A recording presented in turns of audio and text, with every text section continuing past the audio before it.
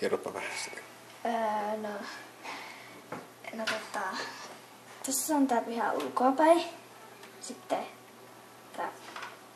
muuttamassa semmonen perhe, jossa äiti ja isä ja teinityttö ja sitten lapsia, 2 kultaista noutajaa.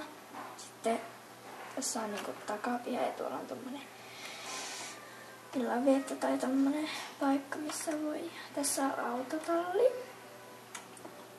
Sitten mennään sisälle.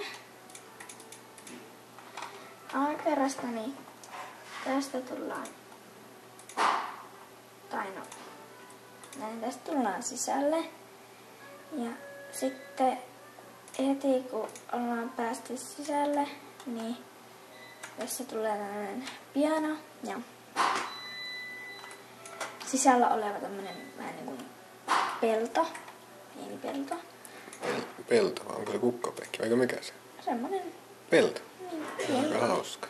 No. Sitten tuolta mennään vessaan, tämmönen pieni kaara tulee. Sitten vessassa on vessanpytty ja näin, mitä siellä yleensä onkin. Ja sitten kun mennään vielä vähän peremmälle, niin tässä tulee tämmönen aika laajasti valottuva keittiö, joka liikkuu tonne ja tonne asti. Sitten siellä takana on olohuone, jossa on sijoitettu 2 sohvaa, televisio, pöytä ja kirjahylly. Sitten kun portaille ei oikein löytynyt paikkaa, niin piti vähän muokata tätä. Sitten nyt mä laitan portaat tähän ja tänne tulee tämmönen vähän ylimääräinen pieni huone, jossa on sitten niiden 2 kultaisen näyttäjän luvut, josta pääsee sitten tällaiseen aika avaraan paikkaan, jossa voi sitten levätä tai kesällä ottaa aurinkoa, mutta se ei ole kuitenkaan sitten ihan ulkona. Yläkertaa sitten vielä vähän vaiheessa. Niin, että sitten tänne on tulossa teinihuone ja lapsenhuone ja vessa ja tänne jonnekin tulee äiti- ja isähuone ja sitten tulee takahuone.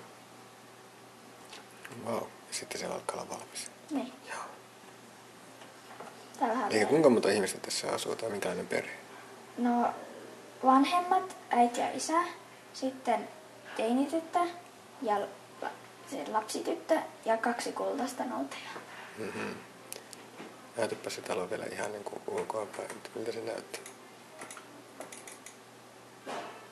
Se oli ensiksi, me laitettiin tässä mun kaverin kanssa niin 3 kerrosta poissa.